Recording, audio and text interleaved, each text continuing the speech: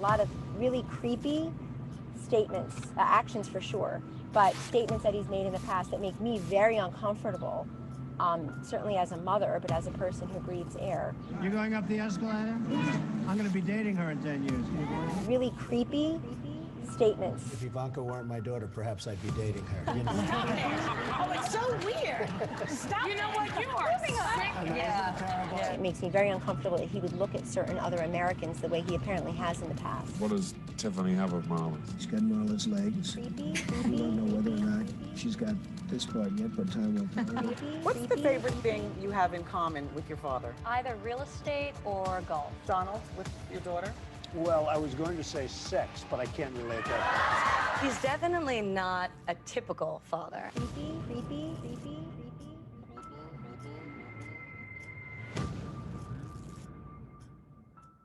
The Forum is Monday through Friday from 9 a.m. until 10 a.m. Central Standard Time, covering topics from local, national, and everything in between. It may not be what you expect to hear, but we will definitely give you what you need to know. That's The Forum. There's liberal news, there's conservative news, and then there's the truth. Join us for the truth.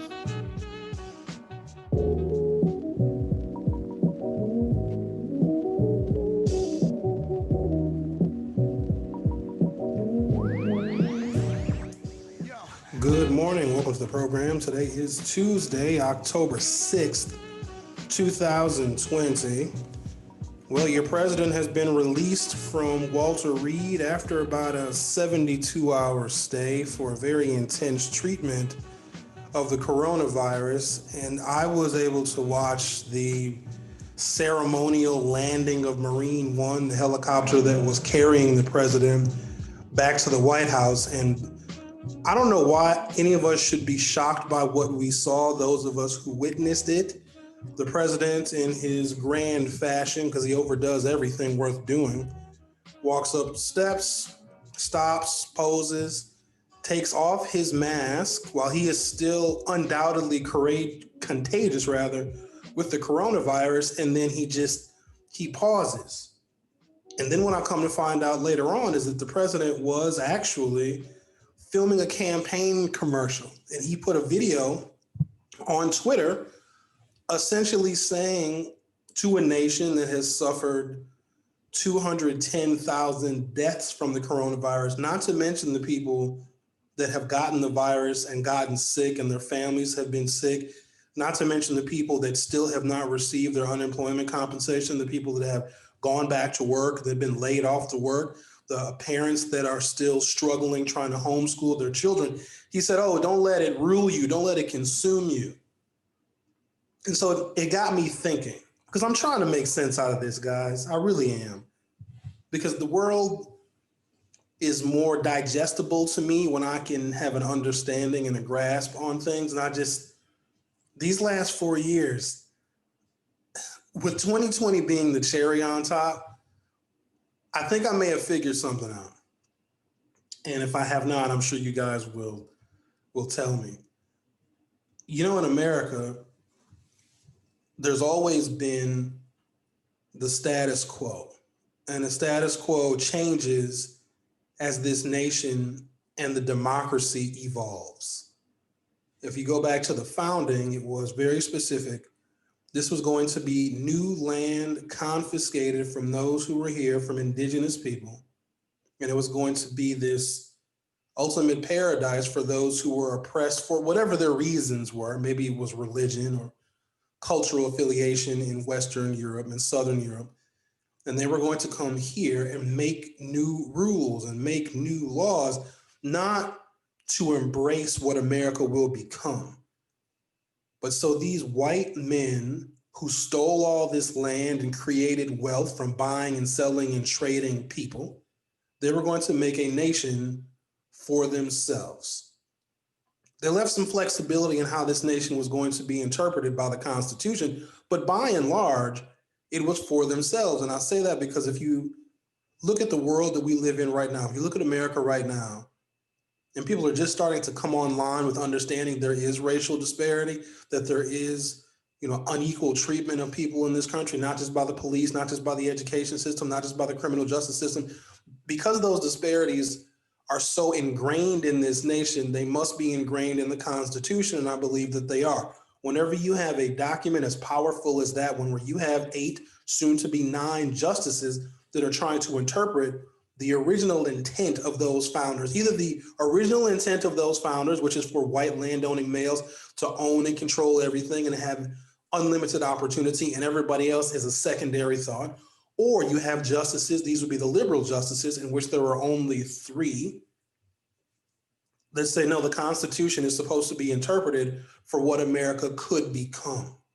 It could be more diverse. It could be stronger. It could be all these different people and groups and religions and cultures working together. So those are the 2 different schools of thought that exist on the Constitution. But by and large, the Constitution is working as originally planned to make sure that white landowning wealthy males owned and controlled everything, including how they get elected. But there's always been a counterculture. The first counterculture in America were the natives who had lived on these lands for 10,000 years. They had a oneness with the spirit world, a oneness with nature. And for the most part, of course, there were tribes that didn't agree, but they got along. They coexisted. And I think that sentiment still permeates through Native American culture. But they're the counterculture because the status quo is this newfound nation, even though it wasn't new, and how we're going to create a constitution for people in this land that never would have otherwise agreed to it. But the counterculture has always pushed back on the status quo because the status quo is rooted in the disparities that we are still trying to deal with today.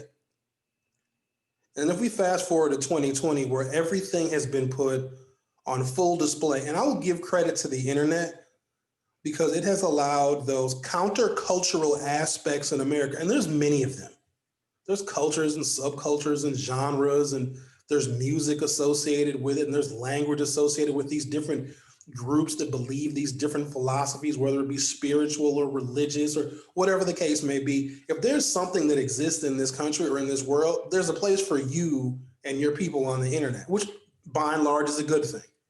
A world that would easily isolate people that were quote unquote different can find their forever home somewhere on the internet with a group or whatever the case may be. But because there's always been a counterculture that looks at the world differently. In the 1960s, as an example, because it's a recognizable example, let's say the hippies. Peace, love, anti-war. They were pro-environmentalists. They were anti-corporatists, right? They were telling their colleges and universities to stop supporting and investing in these companies that were making chemical agents to be used in the Vietnam War. That was a counterculture, but they were on to something. Being against racism and being against Jim Crow in America was very much counterculture because the real culture was separate but equal, keep Black people in this space and white people in this space. We've got separate facilities, separate bathrooms, separate schools, essentially a separate America in the South. It was separate America in the North too, but it was executed a little bit differently. More so in housing in the North, all public accommodations were separated in the South. There was Jim Crow in the North, they just didn't call it such. But the counterculture had always been civil rights protesters. Dr. Martin Luther King, I would argue, was a leader of an American counterculture, but this is when a counterculture had a particular theme of righteousness to it because it sought better. It knew that we could be much improved from our current situation. As if we continue to talk about this same idea of counterculture, and this is the lesson that I'm learning from 2020. I have learned a lot. I'm sure you have too. That there's now this new counterculture because in every generation, in every decade, there is one. And when I was like in college, it was the goth white people. I never understood the goth whites. They had real pale skin. They wore black lipstick. They listened to Marilyn Manson. I mean, whatever. Most of them were cool, I guess. But there's always a counterculture. But see, now here's the problem. And so let me take another example. I got to give as many examples as I can so as many people can relate to what I'm about to say as possible. There was the disco era in the 70s, which was an unusual time frame, I suppose, because the American economy was in bad shape. You had, an energy crisis. Jimmy Carter was dealing with a hostage situation in Iran for 444 days. Disco was like a counterculture because it was free and it was dancing, and there was an entire era of music that came out of it. Some of the music that came out of the disco era is very good. Some of the music that came out of the disco era was very bad, but it was a counterculture to what was going on at that time in America. It's almost like you have these different snapshots of America, and then you have something else that's the total opposite. And then you had this other phenomenon called punk music, and the punk rocker, which was counterculture to disco. Because if you were going to a discotheque in the late 1970s, it was essentially dead by the early 1980s. It was joyful, it was filled with cocaine and bell-bottoms and leisure suits, and people were dancing, and you had Studio 54 that was setting the tone and the trends in New York City and every other big city. But then you had punk that just rejected all of that fun, happy, cocaine-filled joy. And so I refer to the counterculture and the people that make up the counterculture as the punks. Today, in the year 2020, the punks, the counterculture, are the Trumpers. Make America great again. Make America racist as it can possibly be. Fly in the face of diversity.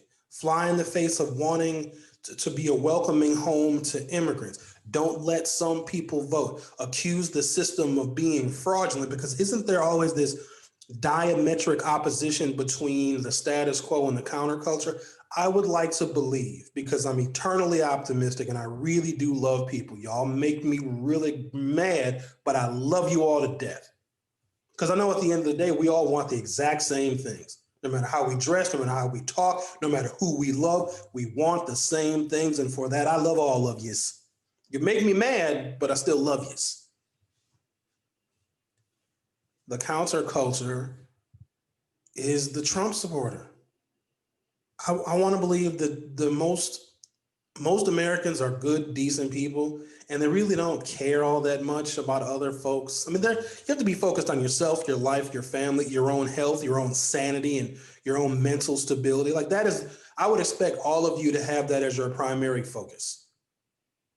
But for the most part, I think if you mind your business and live your life and you hold the door for people and you shovel your neighbor's snow, you're a generally good person. And I'd like to think that whoever your neighbor is, if you guys can get along okay, you can coexist, even if they're a different race and maybe they come from a different country, different culture, because you live in the same neighborhood.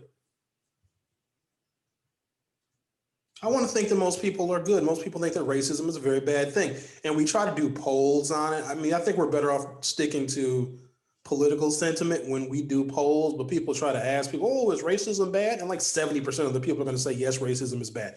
In fact, I have a poll that I'm going to get to from the Pew Research Center, which really asks Americans about their attitudes on race, but then they put a political component on your attitude about race. So if you have a certain attitude about race, then they're going to ask you your political affiliation. And well, I think you know what that means.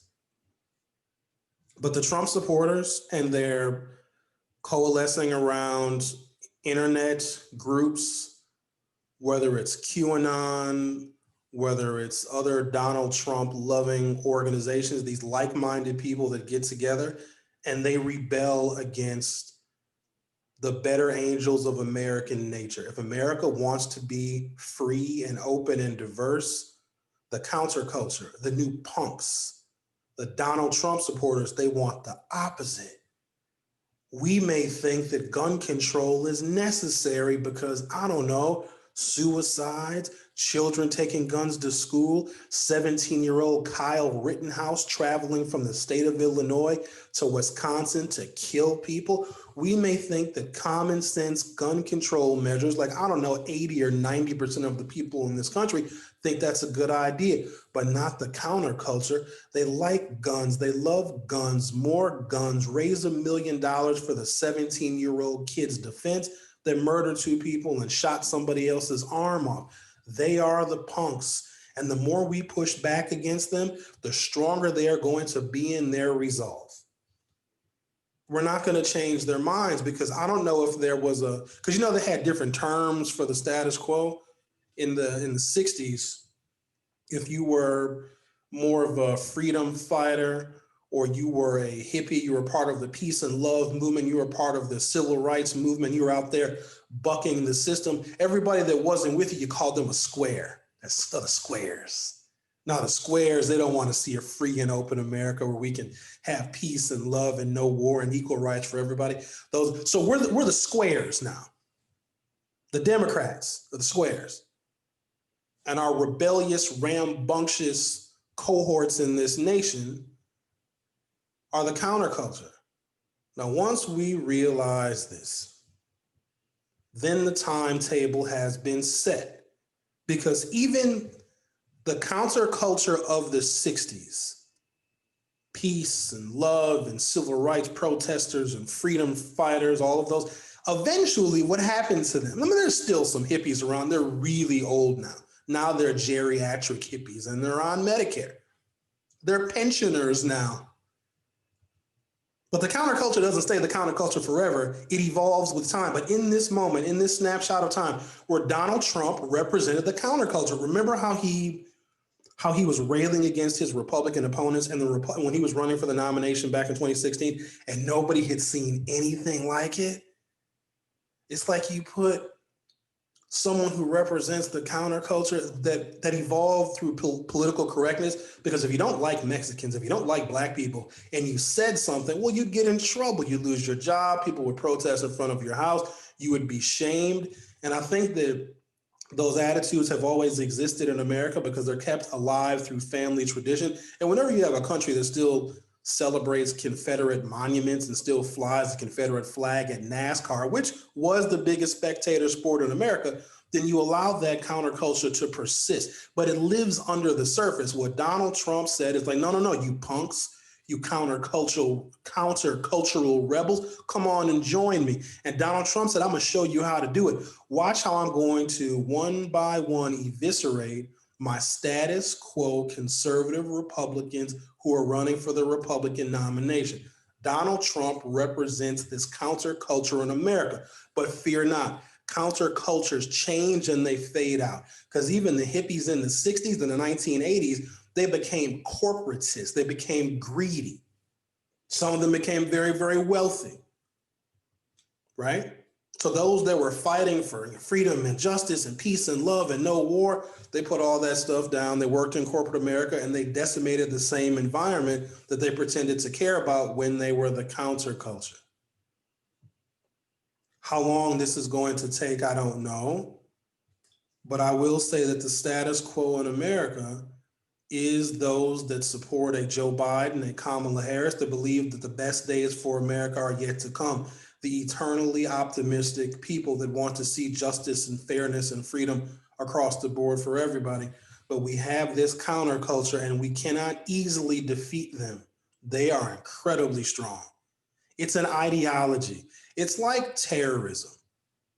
You can't go to war with terrorism. Like you can bomb stuff. Like you can bomb where the terrorists live. You can go and invade the country where a few of them live, but they're probably spread out all over the world. It's an ideology. And so even if you attack, let's say, their banking system or their financial system, their means of funding themselves, you still can't get rid of all of them, because the ideology is able to spread on the internet and they can radicalize other people. So let's say we believe that all of the terrorists are in Syria, all of the terrorists, which we don't even really talk about terrorism anymore. Remember when Muslim terrorism was the only thing the whites were afraid of? Now I think the whites are afraid of something much larger than that. It's called American demographics. But what if we said all the terrorists are in Syria? And then we sent a whole bunch of bombs and planes and we just tore up Syria and we blew everything up and there's no more Syria left. Well, the people in Syria, they would know that, well, we're in trouble because the U.S. is on to us because this is where all the terrorists are, or this is where the U.S. says the terrorists are, and they're going to bomb us. So what would those quote unquote Syrian, not that I'm saying that all Syrians are terrorists, it's just an example. The Syrians would say, well, we need other people to join the movement because we here in Syria may be in very short supply. So why don't we reach out to people that feel isolated and lonely in Scotland, in England, in the southern United States, perhaps, in Australia, in New Zealand, in South Africa? Why don't we try and manipulate people to believe in our philosophy? So even if they bomb this home of terrorism, which is Syria, just as my example, we can live on in other places, in other countries on the internet. We don't extinguish Trumpism. We can temporarily defeat it and let it run its course. It's the ultimate American temper tantrum, but they can only stomp their feet and cry and yell and scream and stiffen up for so long. That's exactly what they are. They stand in opposition to being forced to change, to accept and adopt to a new America that they never thought would come to fruition. Good morning, everybody. Thank you guys for joining us on YouTube. I suppose I better post the link to this live broadcast. Got a couple of things I would like to discuss with everybody, especially where we are in the election. I mean, it's going to come down to one thing. There's going to be polls that are going to give you good news and polls that are going to also give you very bad news. We can't count on anything until all of the votes are counted. And so when we talk to the chair of the Milwaukee Election Commission tomorrow, Stephanie Finley, hopefully she'll be able to give us a sense of how we're going to get all of the votes counted, because there's going to be a couple of different ways in which this is going to manifest itself on November 3rd. There are going to be those of you, maybe myself included, I still haven't quite decided. Well, if I'm doing Election Central, I can't vote on Election Day, so I'm going to have to vote early. I'm just confused about how I'm going to vote. I'm not voting by mail. I made that decision a long time ago. Some of you are. Fair enough. God bless you. Good luck. But if a lot of you are voting by mail, and some of you still have not put your ballots in the mail yet because we love to procrastinate, how much time are we going to get to count those mail-in ballots? And then will there be some court order somewhere? Will Amy Coney Barrett, the latest nominee from Donald Trump, this would be his third nominee in 4 years, and Barack Obama only got 2 nominees in 8 years. Let that stick in your craw. Will ballots that come in after Election Day proper in the mail, and some of this could be just human error, some of this could be the fault of the post office, some of this could be just people procrastinating and just waiting until the last minute to vote, because this election could be decided in the margins. Remember, this is a whole electoral college thing. It's not necessarily the popular vote. Will there be some kind of a court order to stop cast ballots from being counted? And that has happened before in this country, even though the House of Representatives should have the ultimate and final say on who gets elected president when there's the official results that are roughly December 14th of this year. So Merry Christmas, everybody. Right before Christmas, we'll find out the true official canvassed results of the November 3rd election. Will ballots that come in the mail be considered valid, or will they be held, or will the U.S. Supreme Court make an ultimate decision on how those votes get counted? And I went through a number of scenarios, including where on election night, Donald Trump and Joe Biden could be tied in the electoral college. Because right now it's a big old chessboard and we don't really know where all of the pieces are. Florida, apparently, God bless Florida. Can we sell Florida to somebody? Can I trade a Florida for Puerto Rico? Can we how do we do this? Because Florida is attached. Let's see. Trying to figure out how we can make a trade. So everybody on the island of Puerto Rico, That's a state. And then Florida would just be another country. So we'd have to build a wall. And Florida borders, what does it border? Alabama, right? Georgia, and maybe one other southern state. How do we get rid of Florida? With all that is going on, with Donald Trump being sick and then downplaying the coronavirus and Donald Trump being just, I don't even know what the word is to describe him during the last presidential debate. Joe Biden is tied with Donald Trump in Florida. Florida is so special. And I know we have people that are in this group or participating in this chat that are from Florida, but y'all know, and whenever they post something in the forum Facebook group, I always say, hey, everybody, this is our man from Florida, because you got to have one. It's like a drunk uncle. You just got to have your man from Florida. Tutu Reeves, good morning. Gail Williams, good morning to you. Vanessa G, good morning, Sherwin and everyone. G Collins, good morning. Lemon Harris, the Daily Sherwin. It might be a good way to start your day. I might ruin your day. Who knows? Denise Jones, glad you're here. Sandy J says good morning. Lisa Miller, good morning. Curtis Cook, good morning to you as well. Eileen Seeger, I love joining you late. Just when I'm thinking I'm going to get my politics, I get my punks. Yeah. Tyrone Bates, salute to you as well. Glad that you are here. So that's the way I'm looking at it. I'm looking at the Donald Trump supporters, they're anti everything that most decent people are standing for. And I really want to believe how do I explain this? There's a lot of people that have not interacted with other races. And to me, that's true poverty. Poverty is not financial means, because there's a lot of poor people in this country that really don't know they're poor. Like, they don't have a fancy car. But poverty, I guess, is relatively speaking. Like, if you can't afford stuff, okay, I guess that's a category of poor. But you can be really rich and have a whole bunch of money and be morally poor. But I think the ultimate poverty is to be starved of friendships and relationships with other people, because what they do is they expand your mind. When we just stay in our little enclaves and don't move outside of our communities, we begin to normalize everything that we see, including things that are far from normal, because we live these experiences. And that's why the things that people learn and experience in childhood become an actual physical part of that child's development. And it's hard to get them away from that, because they saw it growing up and it's normal. Sometimes it's abuse that they saw growing up that was very normal.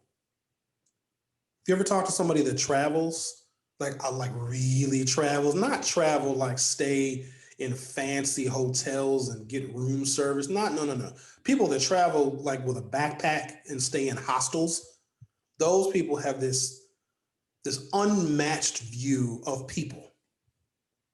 And so many of us in this nation have not had experiences with other races and other cultures and other religions. And as I look back on my life, that is where my wealth is, because I've just met so many different kinds of people. I can remember going to school with an Iranian girl when I was in 5th grade, and she would wear the full, this is in the 80s, 1985, we were in 5th grade together. Rahala Malik was her name, and that's how we said her name, Rahala. And she was just like everybody else. She just dressed different, but it was commonplace to us. I went to school with Mexicans, Puerto Ricans, and Asians, some of which were native, some of which were adopted, but we all just grew up together. So as I got older and I came in contact with other people of diverse cultural backgrounds, I didn't even think twice. But I think where it puts me in a very unusual situation, I've racked myself with guilt because of this, and it's not my fault. Because of where I grew up and how I grew up, I grew up with a lot of white people. I went to their houses after school. I played sports with them. I played video games with them. We went to dances together. We went to prom together. It was just a part of my life. And there were bad white people, of course, but there are also good ones, some of which I'm still friends with today. So I cannot say with a straight face, with any kind of honesty and integrity, that all white people are racist, because some of my biggest offenders against white racism have been other white people. And I can't pretend that those experiences don't exist. And sometimes I feel this necessary urging to fit in with other African Americans that do not have those diverse experiences, but I don't do that anymore. If you haven't had the pleasure and the opportunity, and I'm going to say it's a pleasure and an opportunity to get to know other people that are different from yourself, you're poor. It's the worst kind of poverty because it can be mitigated. It can be, but we don't want to do that. We are taught to fear all of these people. And I think it's ridiculous. It's almost laughable, because if there is someone that you fear so much because of the color of their skin or their heavy accent, and you just go talk to them, you might be laughing with them in 5 minutes. You might realize you both hate Trump. And it's a very simple concept, but it cuts so deep. And so if you have not had this luxury, this all-encompassing wealth of getting to know other people, to where when you see someone who looks similar to them or sounds similar to them, you're not afraid. Because fear is a powerful emotion, is it not? Good morning, everybody. Bourbon 952000 says, I'm not from Florida. I'm originally from Milwaukee, Wisconsin, and moved here. Yeah. See, you just outed yourself. We didn't know you were the man from Florida. Now you're there.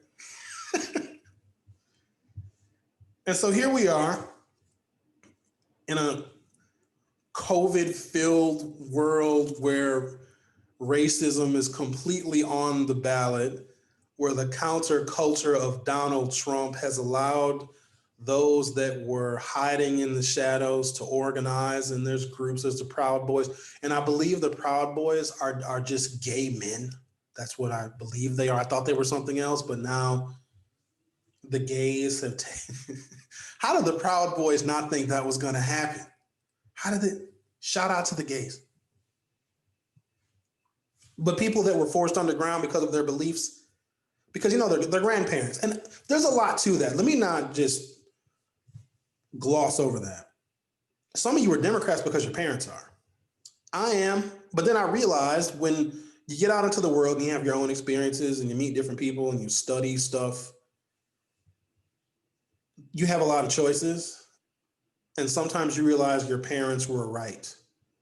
Sometimes you realize your parents were wrong. With our support in my family for the Democratic Party, my parents were right. But then there are other people who might be much more evangelical in their spiritual leanings, who grew up in conservative Republican households because that is what their parents believed and what their grandparents believed. And maybe it was some verse in the Bible that had a real heavy influence on that family. And when they had children and grandchildren, they were going to promote that particular philosophy throughout the lineage of their family. And who the hell am I to tell those people that they were wrong, their parents are wrong, and their grandparents are wrong? Because the unusual thing about faith, the unusual and yet powerful thing about faith, is it gives people hope. We don't have a lot of hope anymore. There's not as much hope as there used to be. I remember being a kid and just thinking I was going to be on a space shuttle because we used to have hope. I remember as a kid thinking that we were going to defeat the Soviet Union and then some magical thing would happen where the world would all come together. And that somewhat did happen, but at least the Cold War kept us reasonably unified as Americans. We may have not liked other people because of our own ignorance, but at the end of the day, there was a level of respect for the flag because our flag was better than everybody else's. And I guess that American imperialism, while it is dangerous when we have a much more global economy, it kept us from losing our minds, at least for a period.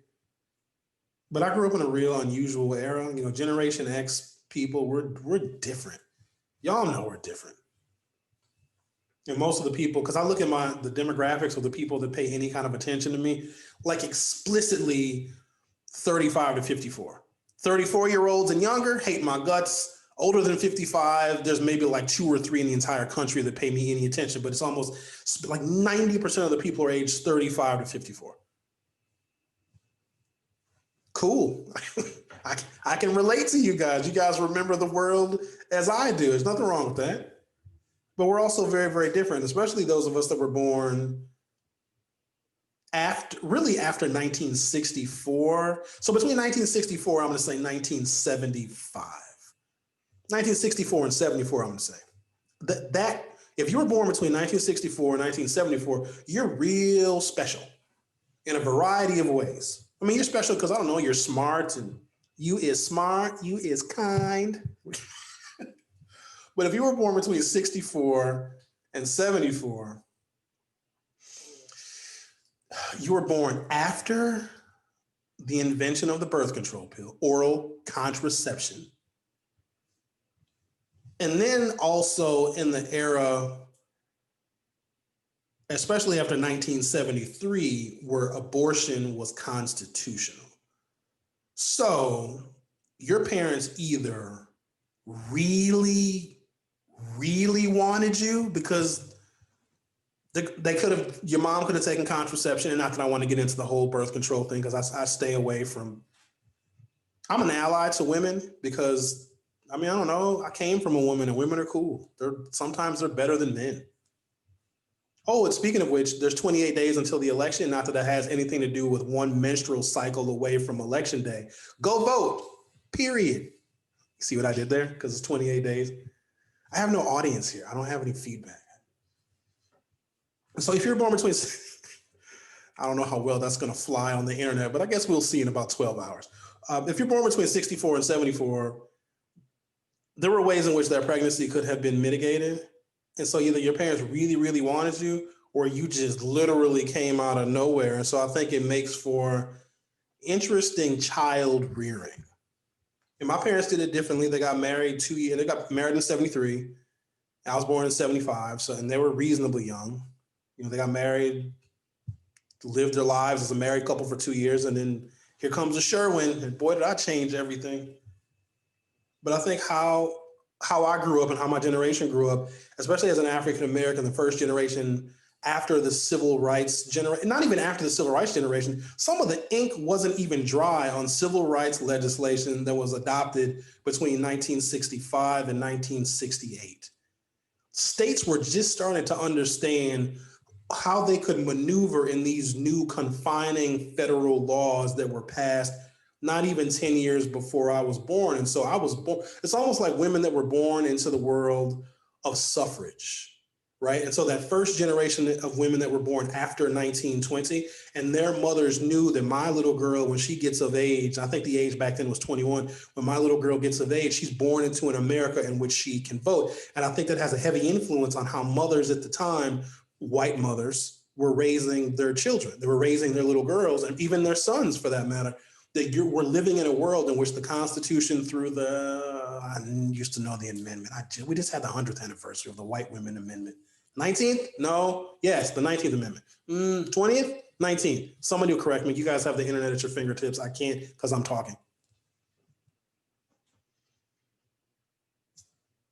Denise Jones, I come from a military family, and having living in many different states and countries, I do look at people differently. This is comparison to people who have not left Milwaukee, and they are poor. Oh. You got to get out of Milwaukee. Milwaukee is, if you're not from here, you don't get it. This city has a personality unlike any other. It gets in you. Probably shouldn't have did that motion, but Milwaukee, it sinks its claws into you some kind of way.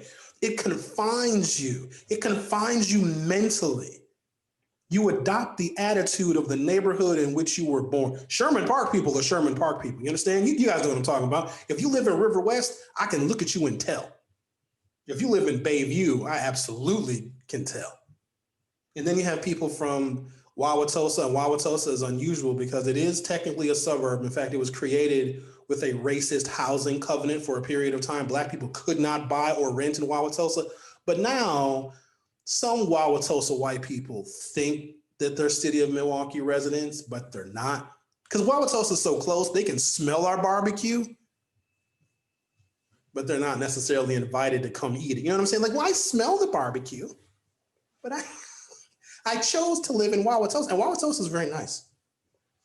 They offer a lot of stuff in Wauwatosa, but I can't necessarily. I can smell So in Wauwatosa, they can smell my barbecue because I have so much smoke when I barbecue. I barbecued quite a bit actually these quarantine months. So the Wauwatosa people, I live within barbecue smoke smell of Wauwatosa, and I can smell what they cook in Wauwatosa, which is usually a casserole. And this thing that the whites do with green beans and the French onions and the cream of mushroom soup, the whites do, you'll never find that in a black house, ever, never.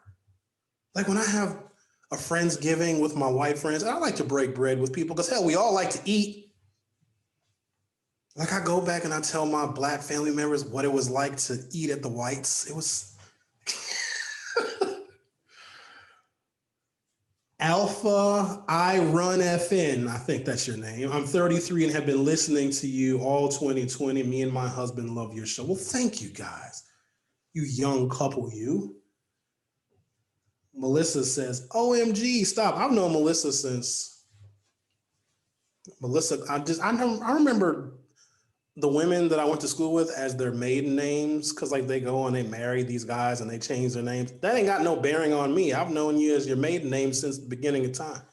But I know Melissa since it's like 7th grade, right? We go back a long time, Melissa. Thank you for your support, by the way. Sarah Laguerre, Denise, I grew up military as well, and it really helped me to see lots of people and places. Yeah, you military kids. Can I say military brat? Do we not say that anymore? I don't know what's politically correct anymore because I live in a bubble. I live in an NBA bubble of my own house, so I lose sight of political correctness. I give myself a little more leeway because in the years that I was doing broadcast, I probably had the most forgiving audience ever. Because you guys can't imagine, when I was doing 3 hours a day on Black Talk Radio, where they're essentially, like there's rules, but not really, you know. And I had conversations with white corporate radio stations. I'm like, oh, Sherwin, we want to add you to our lineup, because that's how they all sound. Sherwin, can you send us an example of your work? I'm like, I sure will. And most of the time I don't hear back from them. Or if they're polite, they're like, oh, Sherwin, I'm not sure if, our average 70-year-old listener from the suburb of West Dallas would find your brand of commentary entertaining. Oh, I know what that means. Thank you for being respectful. But I've said I've gone back and listened to some of my old stuff. I've got like 5 or 6 years of my podcast. If you go to the forum2.com, when you got to be a member, so it ain't for everybody.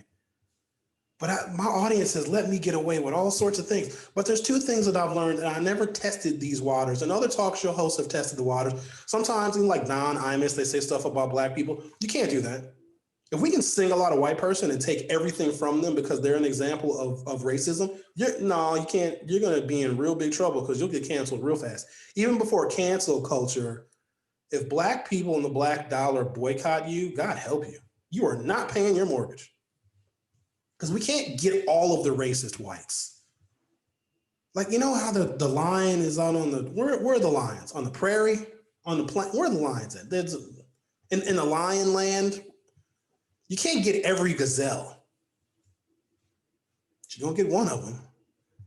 So you're going to want like Donald Silver, who was the owner of the LA Clippers. Remember that guy? And his girlfriend recorded a conversation and he was talking negatively about Black people and he lost his basketball team. And then Paula Deen, I don't know why any of us were shocked when the cooking show lady, Paula Deen, who was a 60-some, probably damn near 70 years old now, from Atlanta, Georgia, and anybody was shocked that she used the N-word to refer to her Black staff. Oh, you guys must not know the South. Well, Sherwin, you need to understand that when I say nigger, I do not mean it in a racist way. My granddaddy had so many nigger friends. I'm not kidding you. They'll actually. But when we hear that, we attack because we can use it as an example of how we really feel about racism, because racism is not as casual as you may think. If you hear somebody using overt racist terms, that's rare. If you want to see the overt racist terms, come to my inbox. Oh, I've had some doozies. I even had I don't know if they were QAnon people or whoever they were, but they found my address. Oh man, they put my address in one of those Donald Trump groups. Oh, That was a rough 72 hours. I mean, they all said they were going to come to my house, but nobody showed up. But two groups that, as much free speech as we have, you got to be careful with your free speech, because free speech means the government can't come and arrest you for your speech. Like, you can't be locked up because of a news report that you published. Like, freedom of speech is essentially that. Like, the police can't come arrest me because I say Donald Trump is insane. Somebody go tweet Donald Trump and tell him that I said he was insane. Like, the government can't arrest me for that. But you can't punch down. So other marginalized groups, so a white person that even if they think they don't have any status, they kind of do. When they say something negative about somebody black or somebody brown or an immigrant, they get in a lot of trouble for that. But even as a black person, I know that there's two groups that you just don't say anything about them. Or if you do it, you have to be so, like, if you tell a joke, your joke has to be so good that the marginalized group has to laugh, because if they don't laugh, you're in trouble. And that only comes from you having friendships, relationships, and acquaintances and associates of that marginalized groups. But two groups you don't ever go after. Don't go after the gays. Don't ever. Trust me, don't do it. I've never done it because I ain't stupid. And then the others are the Jews. I probably could say some tongue-in-cheek things about the gays, but do I really want to do that? And the Jews, they're our friends. They vary. Let me stop before I, let me cut it out. At least he didn't use the term ant flow. Oh, talking about today is 28 days until the election, one cycle, vote, period. Cyber trainer Judy B. I'm over 55 and I've been listening for 2 to 3 years. I'm an end of the generation baby boomer. Well, if you started listening, well, thank you, by the way. Cyber trainer Judy. It's funny because you guys have different names on YouTube than you do on Facebook. So I know who you are for the most part. But if you've been listening for 2 or 3 years, first of all, thank you, because I don't know if I can listen to me for 2 or 3 years. So when you started listening, you were in that age group. You were in the 35 to 54. And I hope you never age out of my commentary. Marina Zamaripa, I know that last name. Bonita says, good morning. Well, good morning, Bonita. Oh, there's another one. You guys, should I not expose your true identities on YouTube? Because YouTube's a whole different thing. It's very different than Facebook Live. Facebook Live is not, it's limited. YouTube is more unlimited, but it's also very slow going to get people to make the transfer, but I'm glad you're here. Loretta Cunningham, that's true about Milwaukee. I didn't notice how different Milwaukee was until I lived in Georgia. You really see the difference. Well, hell, anything is different than Georgia, but especially this place, because each neighborhood has its own attitude. And what I have said for a very long time, because there's so many different neighborhoods, you got Lenox Heights, you got the St. Joseph's neighborhood, you've got Uptown, Midtown, you've got River West, you got downtown, you've got Clark Square. Oh, there's so many. There's like dozens of neighborhoods. And here's what I think we should do when the Rona is over with. But y'all ain't, because the counterculture is going to make sure the Rona stays here, because the counterculture, which are the Trumpers and the racists, like the modern day hippies, because the hippies were the counterculture back in the 1960s. Now the counterculture are the Trumpers.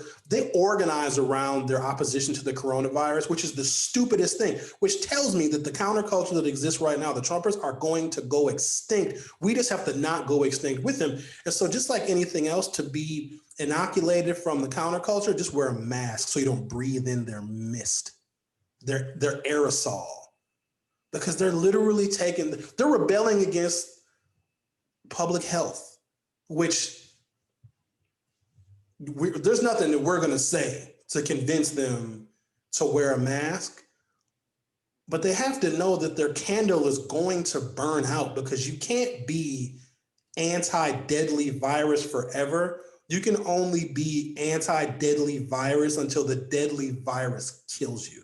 So like with every other counterculture, there's a shelf life. And it's terribly sad, because if these people just for a moment realize that the counterculture that they are supporting and their cult leader, Donald Trump, will kill them. Trump is going back to the White House still thoroughly contagious. He's going to kill people, not necessarily his staff, but there's like support staff and there's waiters and servers and people that just do stuff and people that change the light bulbs. The people that really make the White House run, those people are vulnerable to the president because I don't know. And they're saying the people that approach the president and talk to him have to wear full PPE. You know how outrageous that is? Donald Trump may say, no, take all that off before you come in here. Come in here naked. You make me feel bad that I have the coronavirus. Don't wear all of that protective equipment. I'm the president. And they do it. I said a long time ago, the last thing that Donald Trump had yet to do was kill people. And maybe I was being facetious when I said it. That's a whole list of White House staff that have been affected by the coronavirus. And that's just the list that they make public. Lemon Harris hit the likes people. Oh yeah, subscribe to this channel, guys, if you haven't. There's a subscribe button and there's like a little bell you can click.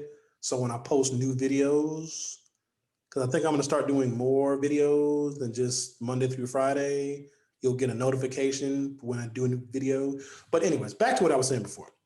We have all these different neighborhoods in Milwaukee and there's all these different personalities. Like there's literally different restaurants, there's different types of food, there's different ethnicities, there's a different cultural history. That's what happens in a segregated town. Each ethnic group has their own real estate and they develop the hell out of it until the whites come. And it's very unique.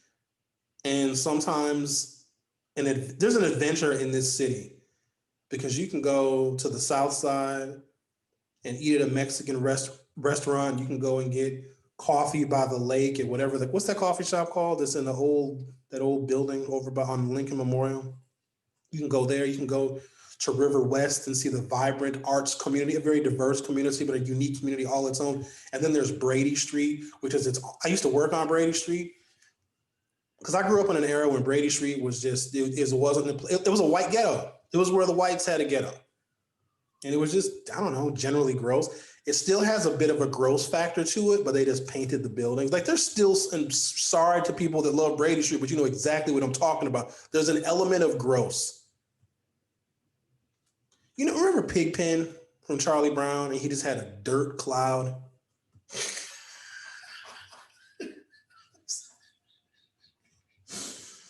So what I propose is, I said this a long time ago, and I don't know, people's like, oh, it's a good idea, but then they changed the subject and it was a bad idea all of a sudden. You get one representative from each Milwaukee neighborhood, from Lenox Heights, from St. Joseph's, from River West, from Midtown, from Uptown, from downtown. There's so many of them. And you get Clark Square, my friends on the South Side, and you get one, and the neighborhood has an election. And you send a representative to this council of neighborhoods, and we just figure it out. We work together, communicate, collaborate, because right now I don't know if there's the only inter-neighborhood communication that we have is our common council. So we have 15 members of the common council, the aldermen, we call alder people, we call them because there's women on the council, more women on the council than, as hell, for a while, we only had one. There was Marlene Johnson Odom. She was the only woman on the council for a real long time. Now we got all sorts of women's.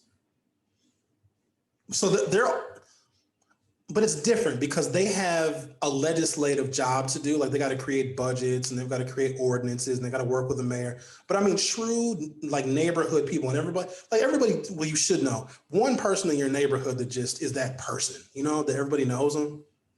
Their barbecue is the best, I guess. But if we send one representative from each of the Milwaukee neighborhoods, then I think we can begin to break down some of the cultural separation that exists. Because some of these neighborhoods, even though they might be right next to each other, they might even share the same zip code, they're really different. What's the other one? There's so many. They're all going to start coming to mind now. Once I get done with the broadcast, I'm going to have maybe I'll list them. Tammy Reed says, more videos, Collectivo. That's what it's called, Tammy. Thank you. Vanessa G said, generally gross. I mean, Brady Street prides itself on its grossness. I mean, they try to put lipstick on the pig, but the real estate is overpriced. And it's, because I remember when this is in the 90s when I was in high school, And when we got our driver's licenses, we explored the city as kids in our parents' cars. And Brady Street was a place where, not that you should ever walk around barefoot ever in the city, but if you walked around barefoot on Brady Street, you'd have a needle in your foot. So wear boots. Tammy Reed, you said element of gross. Oh my, yeah, I know, they're gonna get mad at me. What do we got here? I got some Trump stuff. Did you guys see when he got off the helicopter and he looked, he was struggling to breathe because he took a breath and he was. From Washington, President Trump left Walter Reed Medical Center just after 6:30 p.m. Eastern time on Monday, hours after the medical team treating him for COVID-19 cautioned that he is not out of the woods yet. He got back to the White House shortly before 7 p.m., where he gave a thumbs up before walking inside and taking off his mask. He soon tweeted a minute-long video from the balcony saying he'd, quote, learned so much about coronavirus and believe he might be immune to it, which he isn't. Quote, one thing that's for certain, don't let it dominate you, he said, of COVID-19. Don't be afraid of it, you're going to beat it. The president's attitude alarmed many infectious disease experts who said he should have stressed precautions Americans should take to try and avoid getting the coronavirus. If you look at the coronavirus as this measure in which the counterculture of Trumpism is organizing itself, then it's almost like Donald Trump needs the coronavirus and all of the opposition to the precautions to prevent it from spreading. Right? They're rallying around, oh, you Democrats are wearing masks. And because I think there's Democrats that want to live to see a much better world than we're in right now. And if you live in this demographic cul-de-sac where you just don't want diversity, you don't want Black people and brown people and immigrants, like the world is not going to get better for you with that attitude. It isn't. It's going to really suck for you because like your kids are all going to date Mexicans. Like it's not, if you're stuck in your racist, antiquated ways of your forefathers and foremothers, then this is not a good place for you to be because America is getting more and more diverse by the day. And so that's why they don't care if they get the Rona, because the country that they thought they had, the country they thought that they were going to get rich and be all successful, they thought they were going to be Donald Trump because they saw Donald Trump on Lifestyles of the Rich and Famous in the 80s. And Donald Trump was some really odd and disgusting example of what you could be in this country. But we come to find out he's a thief, he's a liar, he's a con, he's an adulterer, he's all the things you shouldn't be in this country. And I think they were so incredibly deflated because some white heroes in this nation have turned out to be monumental disappointments, and that's got to suck. I mean, I'm sure there's Black heroes that turn out to be monumental disappointments as well, but we don't talk about them. And so why would you even, like, who cares? I'm just going to live my best life. The virus ain't going to stop me because their days are numbered. And I don't want to be, too, I guess, inflammatory about this next comment, because life expectancy for white men in particular is going down. It's suicide, it's alcoholism, it's drug overdoses, and they're calling these deaths of despair. And that's just the attitude that people have about diversity and about race is causing depression. Like there's other stuff to get depressed about because those other things still exist. You can still get depressed about losing your job and having to homeschool your kids. I talk to a lot of my friends that are homeschooling their kids. They're like, Sherwin, you want to come get these little No, I do not. Come on, Sherwin, take them for third period math, please. And if I said yes, they would never come get their kids again. So what you would have is me doing the forum and then somebody's kids. And then you would just hear like glass breaking in the background. I have to. West Dallas says, Sandy J. Tammy Reed, the guy has dropped some weight, hasn't he? Sure looks like it. Donald Trump has like a general chunk, you know what I mean? Like I'm just kind of, let me not say that because Sherwin was a fat kid.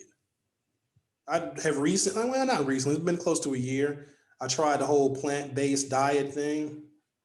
I'm not going to be one of those people that tells you to try the plant-based diet, but I think the plant-based diet has saved Sherwin from the Rona. I've been really, really cautious. Like, I'm not going to be out in public, running my errands, doing the stuff I have to do without a mask on. No way. You're not going to catch me out there in these streets without a mask. But I'll admit, I'm human like everybody else. And for a while, I was like, oh, the Rona's going away because the suburbs, Wauwatosa, which is very close to where I live, was like the wild, wild west. Wauwatosa, oh, come on, you can come kick it in Wauwatosa, son. Ain't no mask here, sucker. That's not what they said, but. And I went out to dinner for the first time, I think it was Memorial Day weekend. And that was, so the suburbs had different ordinances, and this stuff has changed so much. Where now, even if you go to a suburban restaurant, you have to have a mask when you walk in, unless you're eating or drinking, then you can take the mask off. But when I went to a Mexican restaurant in Wauwatosa in May, I mean, we socially distanced, which was cool because you have more privacy when you're with your friends. But that was reckless of me. I shouldn't have done that. And then there's a whole bunch of stuff I want to tell y'all, but I don't want to tell y'all because the internet is real judgy. But I think that because I took this time of isolation to take care of myself physically, I have a treadmill upstairs that I bought a long time ago because I felt like I needed one. And also I don't like gyms because gyms are kind of like Brady Street, just a general air of gross. Like there's a cloud of, and it's not always the equipment in gyms that are disgusting, like workout facilities. It's the people. How do you know your friends are gym members, especially on Facebook? How do you know? Because they'll goddamn tell you. That's why. Oh, I went to the gym today. So tired. Posting sweaty pictures. So that's how you know your friends are members. How do you know your friends worked out? Because they'll tell you. Linda Johnson, good morning, Linda. Now that was gross. He should have kept that mask on and then walked into a room full of people with it still off. Yeah, are they going to like sanitize everything that Donald Trump touches? Because he's not wearing a mask in the White House. There's a number of staffers that are sick, and some of them may die because the coronavirus is novel, so we don't know how it's going to affect some people. From CNN, CNN says a strongly medicated, they're trying to say he was high. A strongly medicated President Donald Trump bolted from his VIP hospital bubble on Monday, staging a bizarre White House comeback that included an irresponsible mask removal and a reckless pronouncement, there is nothing to fear from COVID-19, which has already killed 210,000 Americans. His actions show him, if anything, entrenched deeper in denial over the virus than ever before, and more committed to trashing scientific protocols that could slow the pandemic. Quotes, we're going back to work. We're going to be out front. As your leader, I had to do that. I knew there's danger to it, but I had to do it. Trump says in a strange campaign video whipped up by aides within an hour of his return to the White House, in which the president framed himself as a warrior who took on the virus and won. And so Donald Trump needs to show that he's a strong man, like Vladimir Putin and Kim Jong-un, that he's going to beat the virus. Donald Trump could very well still die because he is not out of the woods. He's still in the middle, depending on, because we don't know when he actually got diagnosed. We have no idea because they don't tell us anything. But he doesn't want to appear weak. And I think he would rather sacrifice his life and the life of those around him than to appear weak. So if we have another debate, even though they shouldn't have an in-person debate, and now I'm not sure if it's the Kamala Harris side, well, it must be. I think they're calling for a virtual vice presidential debate, which is going to be tomorrow night.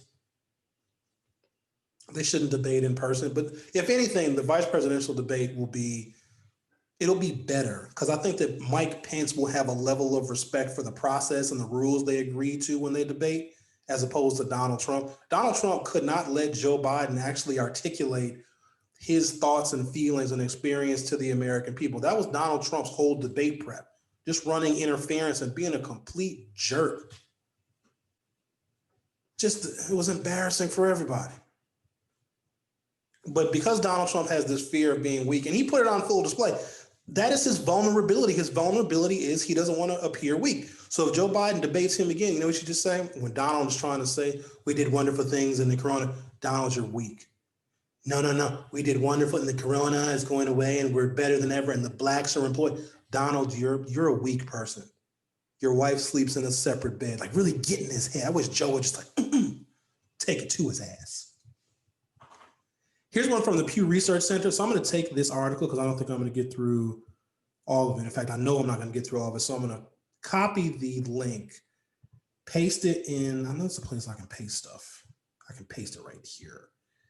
This is an article from the Pew Research Center, and they have really good information, factual, scientific based. They do a lot of polls. They do a lot of research.